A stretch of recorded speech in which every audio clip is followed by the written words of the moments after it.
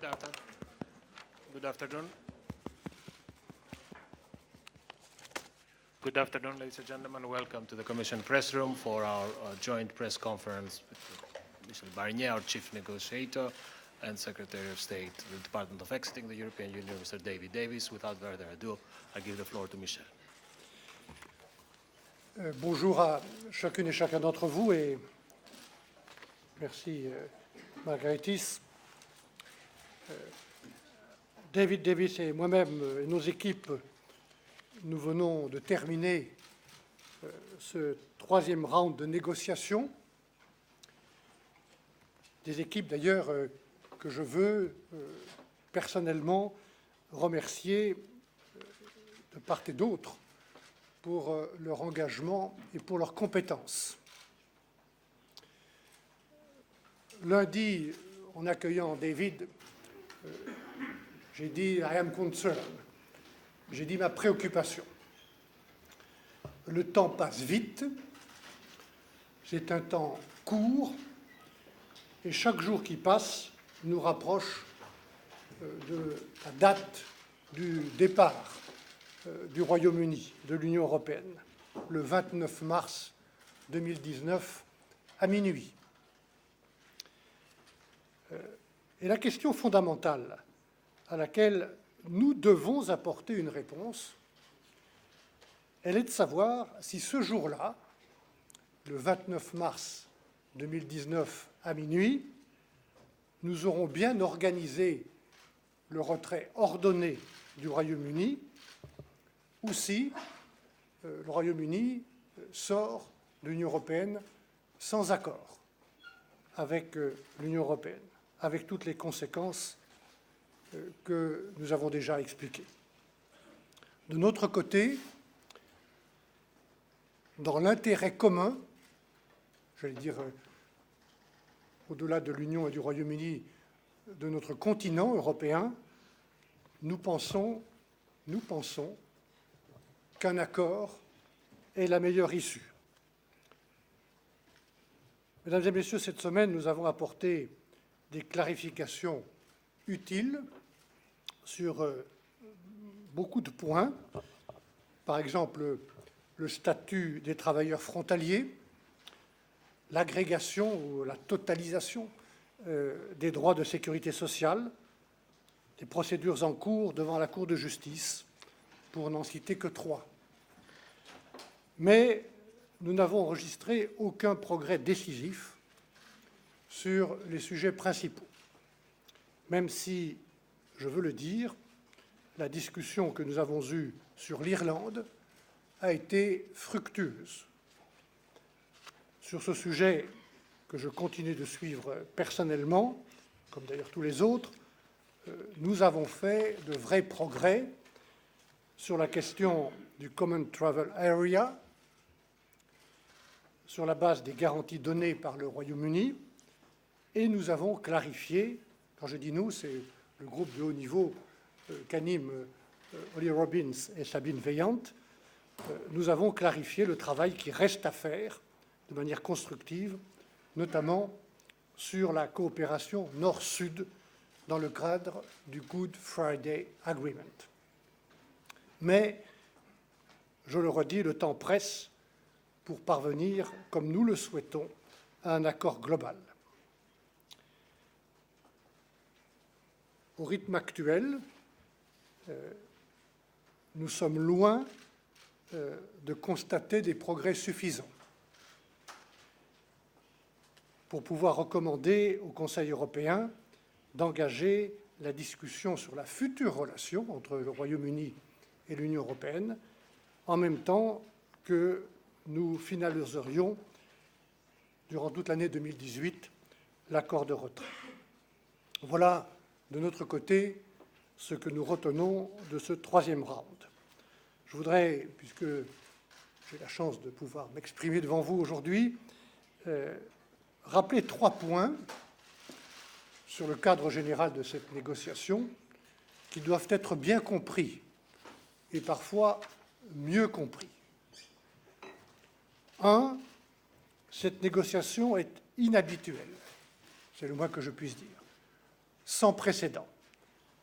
C'est en particulier vrai pour la Commission européenne, qui agit avec toute l'expertise de ses services, que je remercie, sous l'autorité et avec la confiance totale du président Juncker, et qui agit dans le cadre d'un mandat qui lui a été fixé dès le début, dès le premier jour, par les 27 chefs d'État et de gouvernement réunis en Conseil européen sous la présidence de Donald Tusk.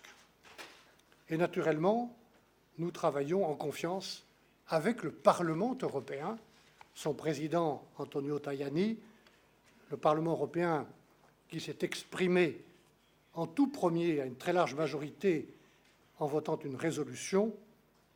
Je recommande que personne ne sous-estime le rôle du Parlement européen. C'est ce mandat, adopté à l'unanimité par les 27 chefs d'État et de gouvernement, que je mets scrupuleusement en œuvre. Ce mandat est clair et précis. Il organise le sequencing. Il nous demande tout simplement de mettre les choses dans le bon ordre pour réussir. Il évoque clairement les conditions d'une période de transition si le Royaume-Uni la demande, et il nous demande d'organiser ce retrait ordonné en tenant compte d'une future relation, ce que j'ai appelé moi-même dès le début le New Partnership, le nouveau partenariat. Ceux qui chercheraient la moindre différence entre ce que fait cette équipe européenne de négociation et ce que veulent les 27 États membres perdraient leur temps.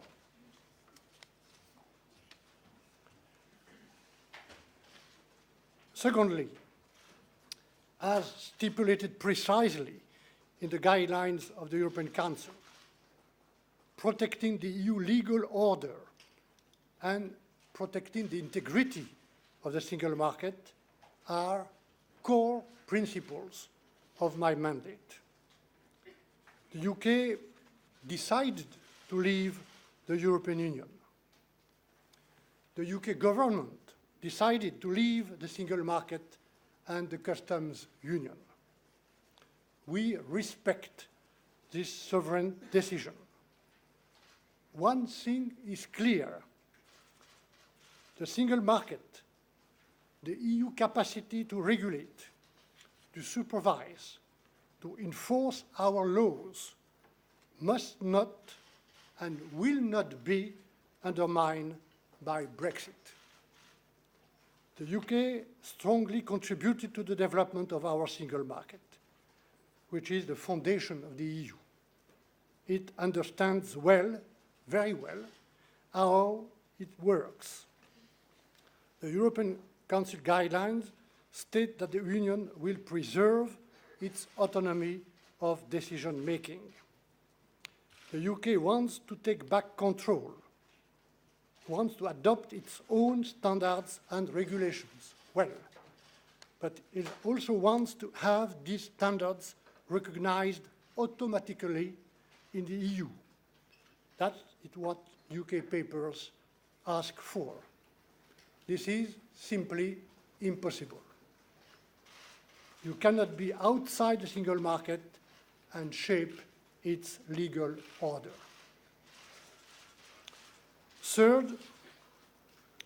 Thirdly, the first phase of this negotiation is about creating trust. Let me take two examples where we still need to build trust. On citizens' rights, we have clarified a few points this week, usually, but we need to go further to reassure citizens.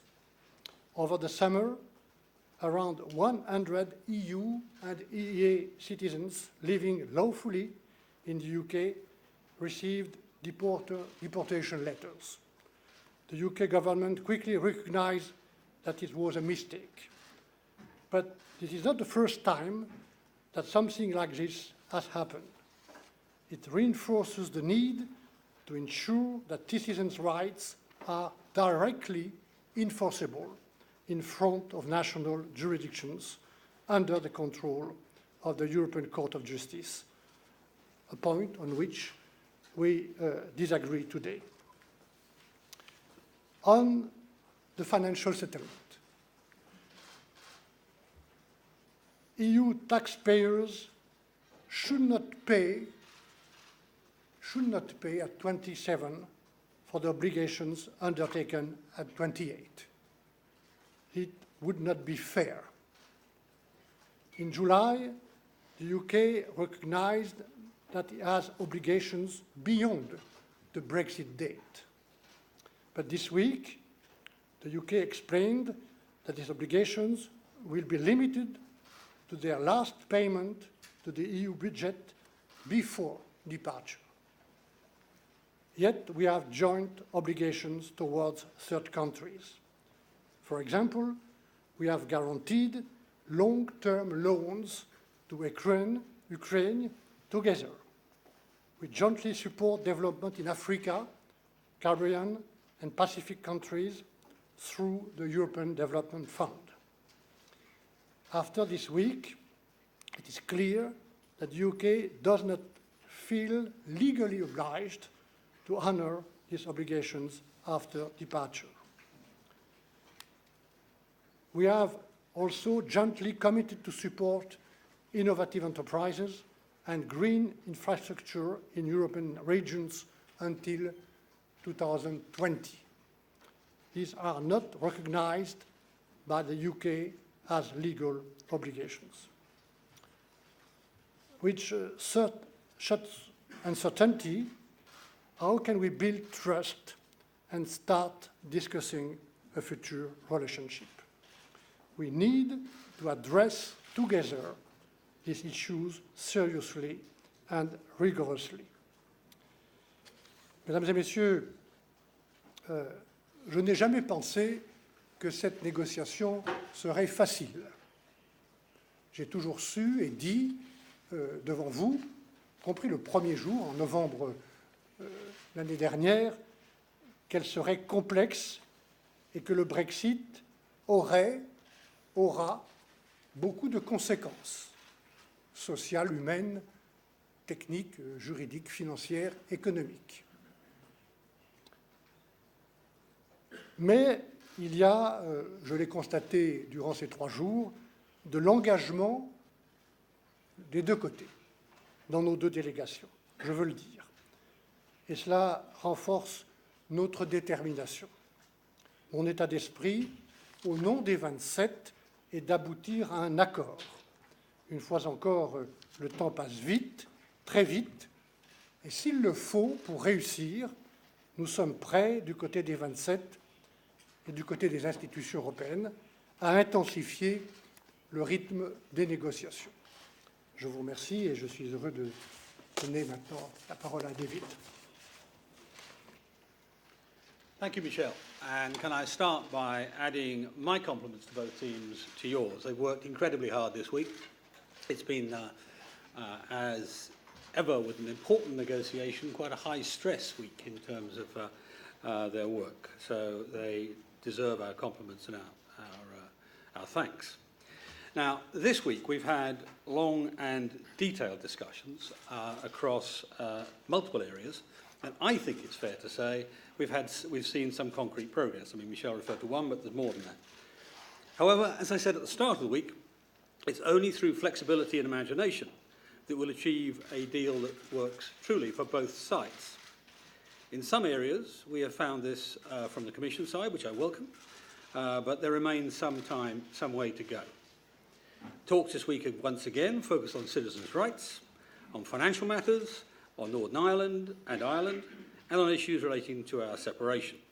And I'm pleased to say we've engaged in detail on all of those areas. Now, when I met Michel here on Monday to open this 3rd round of negotiations, I set out the need for us to drive forward the technical discussions. I want us to establish the areas where we agree and work through the areas where we disagree to ensure that we make further progress on a whole range of issues. And I think we've delivered that. The UK's approach has been informed by a series of detailed papers on customs, on Northern Ireland, on goods, on civil judicial cooperation, on data, on enforcement and dispute resolution, and on technical matters regarding our separation, such as ongoing confidentiality obligations. These papers represent hard work and detailed thinking that has been going on behind the scenes across Whitehall over the past 12 months. They offer pragmatic and innovative solutions to issues related to our withdrawal and the future deep and special partnership that we want with the European Union. They do not aim to dictate a single approach, but rather considered options for us to work on. As I've said all along, issues around our withdrawal and our future relationship are inextricably linked.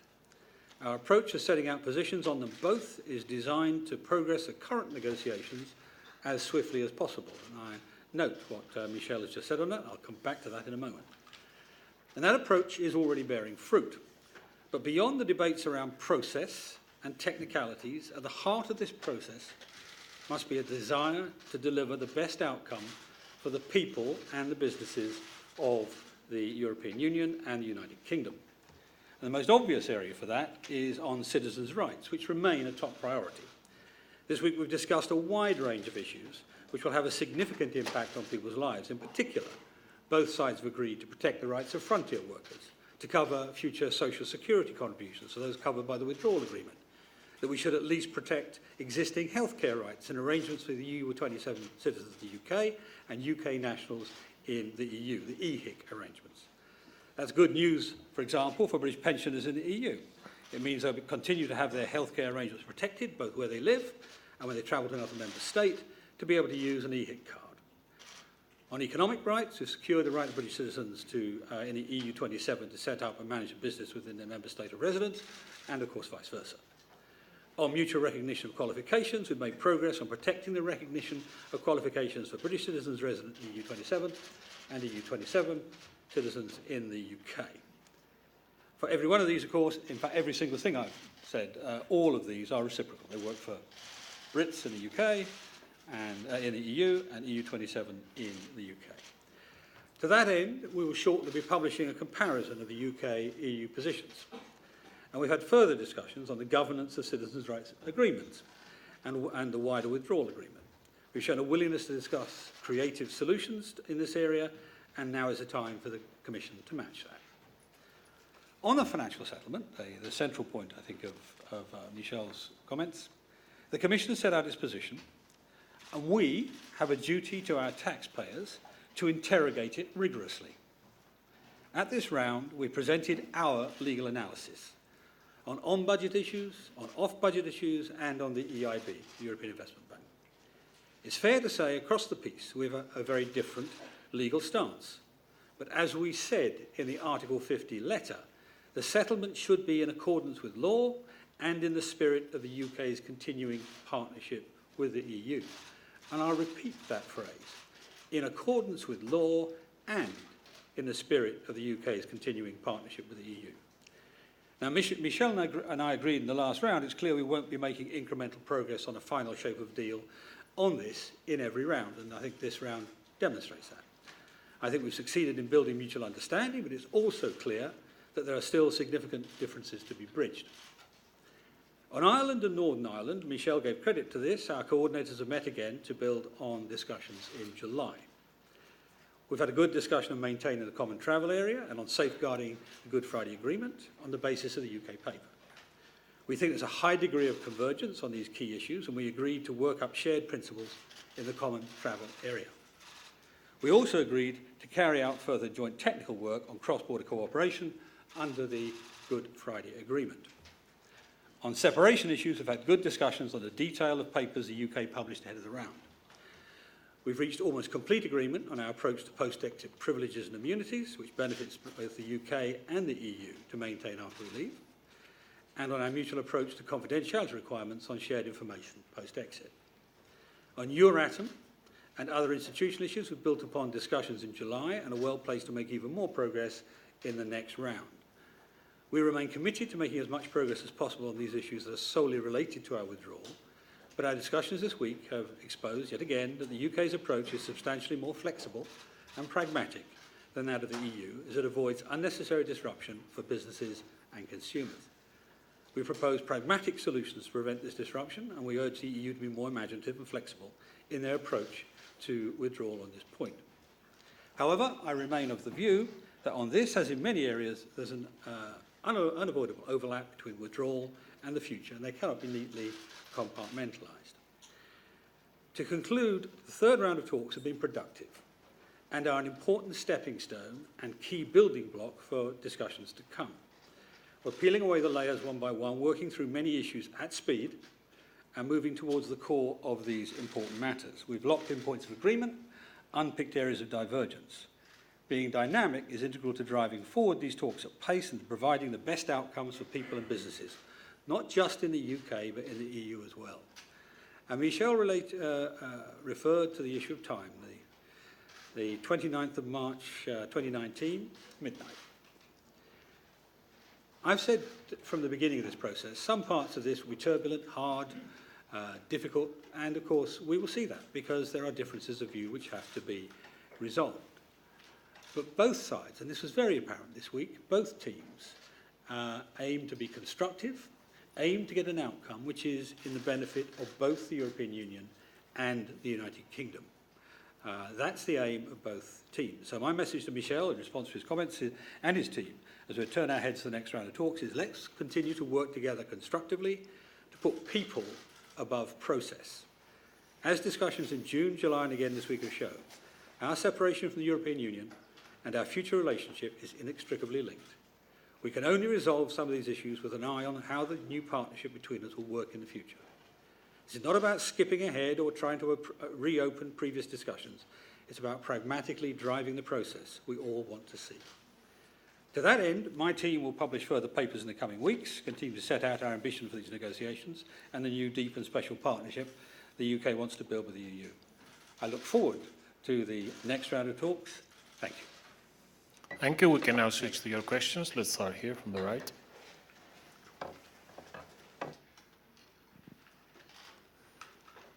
Thank you. James Mates from ITV News. Mr. Davis, it's clear that the EU side is demanding more clarity. The Prime Minister says the British are providing that clarity. You say your stance is one of constructive ambiguity. Which is it? And Mr. Barnier, if I may ask you, you seem frustrated, almost angry at the way these talks have gone this week. Do you think there is any chance of sufficient progress having been made by October? James, welcome again. Like father, like son. The constructive ambiguity actually is not a phrase of mine. I think it comes from Kissinger, actually, but there we are. Look, we have been very clear in all of this from the beginning. The Prime Minister made the Lancaster House speech, the most thorough speech on this subject ever made, I suspect. There was the 2 white papers. There's the Article 50 letter, an extensive and detailed letter about where we're going. And I think almost a dozen, I think it's 11 papers to date on what we are seeking to do, our perspective of this. And as I said, the papers don't always say this is one route to go. Sometimes there's 1, 2, 3 options that have been used in the past. Indeed, that sometimes gets us into trouble when we're as open as that. So the aim, the Prime Minister's right. Our aims and our intentions are crystal clear. Our ask is crystal clear. How we get there isn't always certain, but that's what the point of this negotiation is, to deliver a good outcome for both Britain and Europe.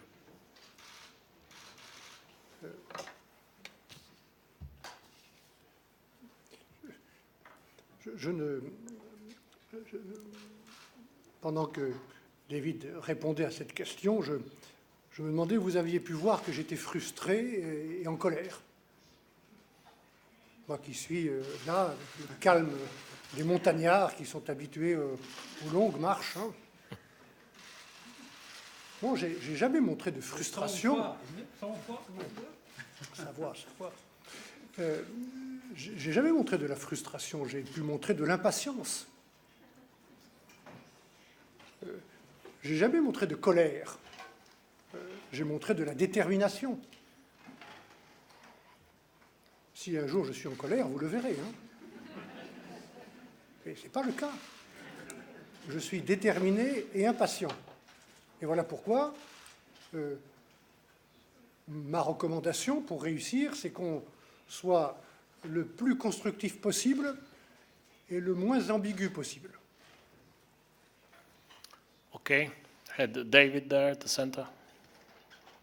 Can you wave so that, yeah, okay. David Herzenon with Politico. Thank you. For Mr. Barnier, you've often talked over these months about the benefits of membership in the EU. And I wonder if you can point to anything you've seen in the paperwork, the discussions that you've had with the UK that shows the British side acknowledging, conceding that it is giving up those benefits rather than trying to keep all those benefits going forward into a new partnership. And for Mr. Davis, you've now talked to us twice this week about the need for flexibility. Are you seeing, after 3 rounds of talks, sufficient flexibility to your mind from the EU side, or do you think the EU 27 have tied the hands of your colleagues too tightly, perhaps?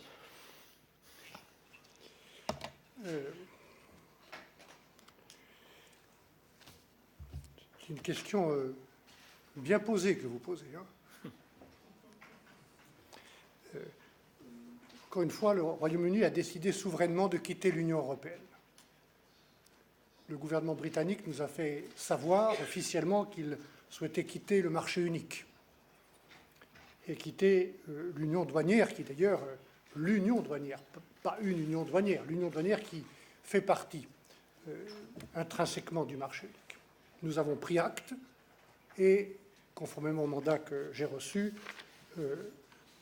nous sommes engagés dans cette négociation avec, je vous invite toujours d'ailleurs à regarder, quand vous avez des doutes ou des questions, soigneusement les guidelines sur tous les sujets, pour bien comprendre comment je travaille. Parce que scrupuleusement, je mets en œuvre ces guidelines. Et comme je l'ai dit plusieurs fois, il y a beaucoup de conséquences. Sans doute, toutes ces conséquences pour les citoyens, pour les consommateurs, pour les entreprises, n'ont-elles pas fait l'objet d'un débat suffisant au Royaume-Uni? Et c'est le moment d'expliquer ce que ça veut dire d'être membre de l'Union européenne et du marché unique, et ce que ça veut dire de ne plus être membre de l'Union européenne et du marché unique. Et je souhaite que ce débat ait lieu. En tout cas, nous y participerons sur une base objective. Et comment dirais-je, quand je lis certains documents que David m'a envoyés au nom du gouvernement britannique, dans certaines propositions, je vois une sorte de nostalgie.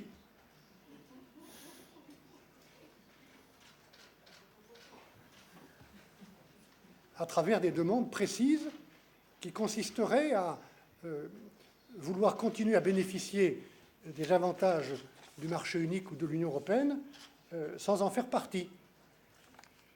Voilà. Peut-être que je me trompe, peut-être qu'il n'y a pas de nostalgie, mais en tout cas, je vous ai dit clairement tout à l'heure, Brexit means Brexit. Sortir du marché unique veut dire qu'on sort du marché unique, si c'est ça la décision, et qu'il y a des conséquences, notamment en ce qui nous concerne, sur l'intégrité de ce marché unique, le respect des 4 libertés, le respect absolu de l'autonomie de décision de l'Union européenne sur le fonctionnement du marché unique. Et ça doit être dit parce que c'est la vérité.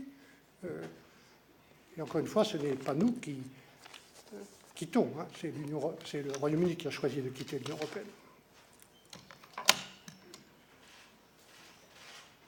Yes, thank you. I wouldn't confuse a belief in the free market for nostalgia. The question of the flexibility. There is a structural arrangement in the European Union. Michel referred to it, which gives him a mandate, and that, of course, creates circumstances within which he can negotiate. But the phrase I've used, flexible and imaginative solutions, was a direct quote from the Council, the European Council, and I think they're right. Okay, let's move on. Yes, please, gentleman here on the right from the Sun. Yes.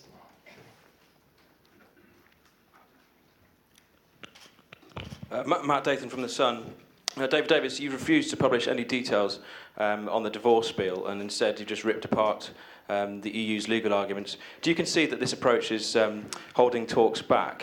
And to both of you, you both admitted the deadlock this week. Would you be prepared, both of you, to come back to Brussels more often, maybe next week, every week, until you break that deadlock? And David Davis, it surely can't be helpful having a former Prime Minister, Tony Blair, here hugging and kissing Jean-Claude Juncker at the same time as your press conference?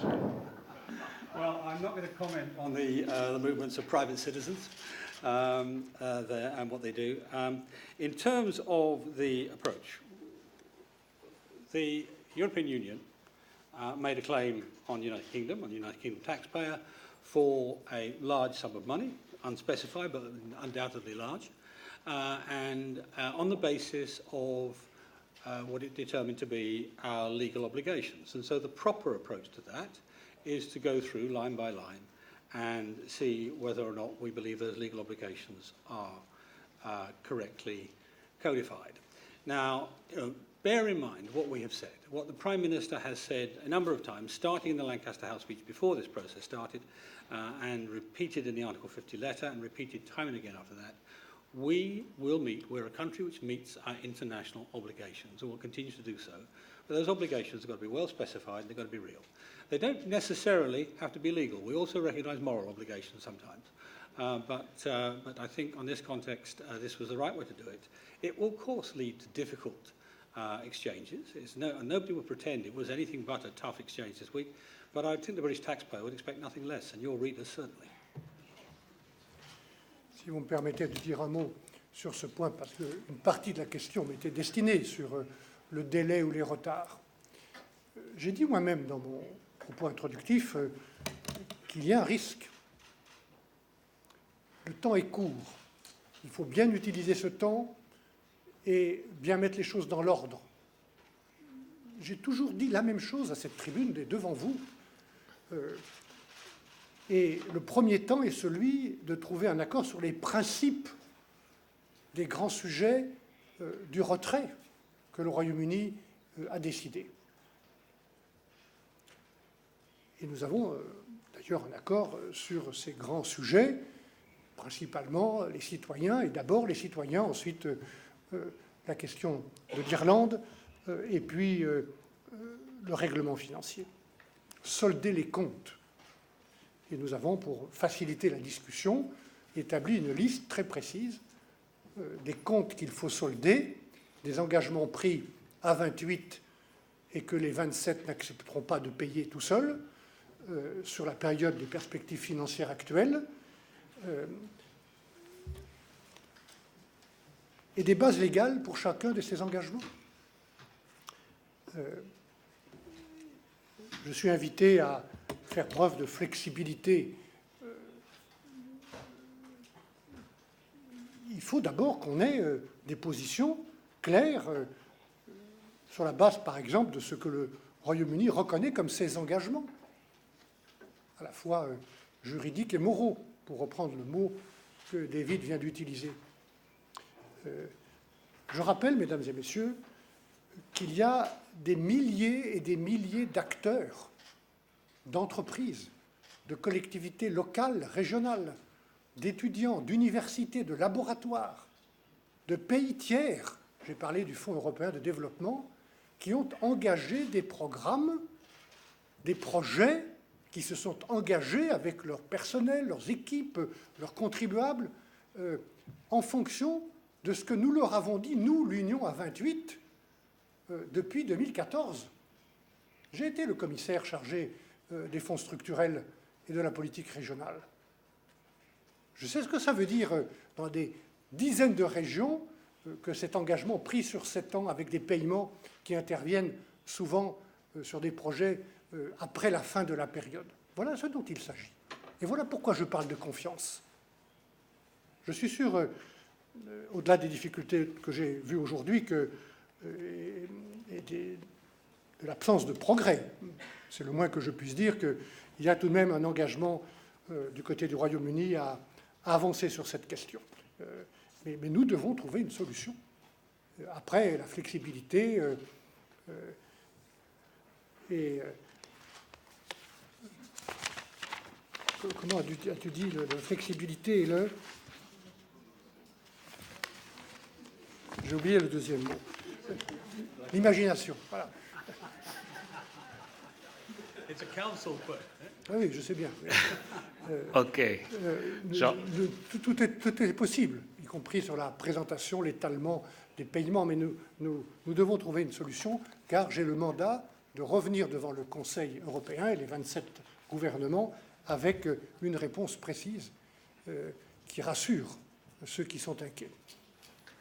Jean-Jacques. Une question pour messieurs Barnier et Davis. Compte tenu de l'analyse que vous venez de faire des difficultés à régler le problème financier, de l'intention de M. Davis de discuter line by line, et de la méthodologie pour M. Barnier qui avait été adoptée dès le départ, qui ne consistait pas à faire des calculs, mais à établir une méthodologie, quelles sont, de votre point de vue, les chances d'aboutir à un résultat avant le Conseil d'octobre? Et s'il n'y a pas de résultat avant le Conseil d'octobre, est-ce que tout est reporté à celui de décembre?